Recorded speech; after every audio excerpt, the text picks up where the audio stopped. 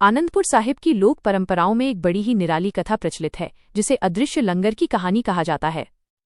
यह प्रसंग गुरु गोबिंद सिंह जी के उस कौतुक को दर्शाता है जहां उन्होंने सिद्ध किया कि भक्ति केवल मंदिर या गुरुद्वारे की चारदीवारी में नहीं, बल्कि कुदरत के कण कण की सेवा में है। किस्सा कुछ यूं है कि एक बार आनंदपुर साहिब में भीषण अकाल पड़ा।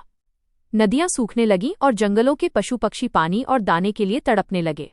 दरबार में रसद की कोई कमी नहीं थी, लेकिन गुरुजी ने देखा कि इंसान तो लंगर छक लेते हैं, पर वे बेजुबान परिंदे और जानवर कहाँ जाएं जो आनंदपुर की पहाड़ियों को अपनी चहचहाहट से भर देते थे।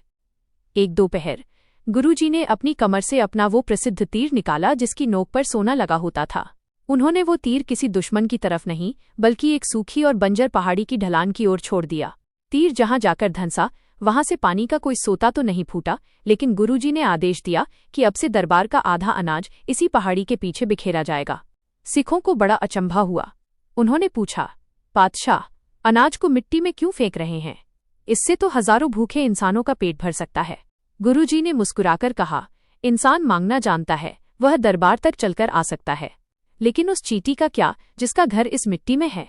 उस बूढ़े हिरण का क्या जो प्यास से भाग नहीं सकता? आज से इस पहाड़ी के पीछे कुदरत का लंगर चलेगा, जहां न कोई पहरेदार होगा और न कोई पूछने वाला कि तुम कौन हो। हफ्तों तक ये सिलसिला चला। एक रात कुछ जिज्ञासु सिख ये देखने गए कि आखिर उस पहाड़ी के पीछे होता क्या है। उन्होंने देखा कि चांदनी रात में हजारों पक्षी, छोटे जानवर और यहाँ तक कि जहरीले सांप भी एक साथ बिना किसी डर के उस अनाज को चुग रहे थे। वहां न कोई शिकारी था, न कोई शिकार। गुरुजी की उस एक तीर की कमान ने पूरे जंगल के हिंसक स्वभाव को शांत कर दिया था। अचानक उन्होंने देखा कि गुरुजी स्वयं एक साधारण कंबल ओढ़े उन जानवरों के बीच बैठे हैं और एक छोटी सी घायल गिलहरी को अपने हाथ से दाना खिला रहे हैं।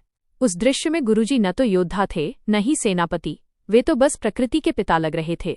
इस लोक कथा का अनकहा पहलू ये है कि गुरुजी ने सिखाया कि खालसा वही है जिसकी करुणा की छाया केवल अपनों पर नहीं, बल्कि सृष्टि के सबसे छोटे और उपेक्षित जीव पर भी पड़े।